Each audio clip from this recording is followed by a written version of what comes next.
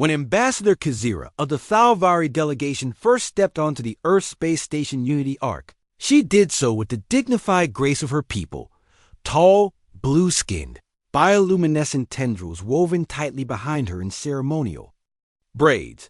The Thalvari were known for their advanced diplomacy, precise etiquette, and utter emotional control. Unfortunately, none of that would matter after the incident in Section H-12. The humans called it a dorm pod, a modest room meant for short-term visiting diplomats. Each representative had their own. But due to a clerical error, or, as many suspected later, a mischievous AI playing matchmaker, the door to Lieutenant Jackson Reed's quarters had been mislabeled. Kazira, exhausted after 16 hours of council meetings, stepped inside what she believed to be her assigned room. She scanned it with a mildly raised brow. Sparse, but warm. Not bothering to consult her datapad, she deactivated the lights and settled onto the soft, unfamiliar human bed. It lacked the cooling mist dispersers and anti-gravity suspension she was used to on her own vessel, but it was oddly comforting. In less than 5 minutes, she was asleep. Lieutenant Reed returned hours later from the hangar, peeling off his pilot gloves and rubbing the bridge of his nose. He paused at his door, noticing the panel blinking green, unlocked. Odd. He stepped in and nearly dropped his gear. There on his bed, curled under his thermal blanket, lay an alien. Not just any alien, Ambassador Kazira of the Thalvari. Easily one of the most important diplomatic figures on board. Frozen, he debated his options. Wake her. Call command. Pretend this isn't happening, and sleep in the maintenance bay. He chose option 3. Grabbing a pillow and a folded engineering tarp from his locker, he curled up under the desk like a soldier on night watch. Kazira awoke the next morning to the hum of a warm beverage unit. She sat up gradually, her glowing tendrils flickering in confusion. Then she saw him. Tall, disheveled human, cradling a cup of black liquid that smelled like burnt soil. Good morning, Ambassador, Jackson said, smiling sheepishly. Sleep. Well? Her eyes narrowed. Where am I? He explained the room mix-up as casually as possible. Her gaze flicked to the military-issue blanket she had wrapped herself in, then to the pillow beneath her head, then to the floor where he had clearly spent the night. You slept on the ground? Well, you were already in the bed.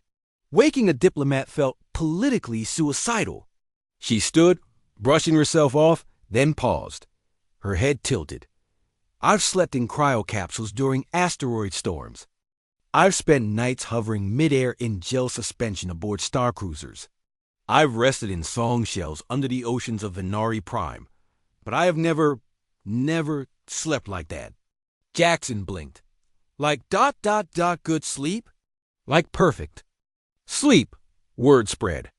The incident, though minor, became legend across the Unity Ark, and in the wider Galactic Council forums. Kazira became obsessed, not with Jackson, but with the bed. She demanded its specifications, the material composition, the gravitational tuning, the atmospheric filtration levels. But none of that explained it.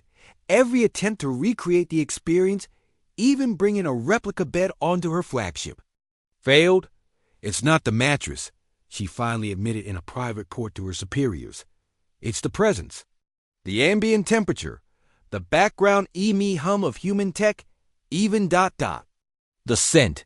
It's a symphony of primitive comfort. Soon, her diplomatic visits to Earth sectors increased. Every time she stayed on Unity Ark, she requested Section H-12. Eventually, she stopped pretending. Jackson had grown used to seeing her on station.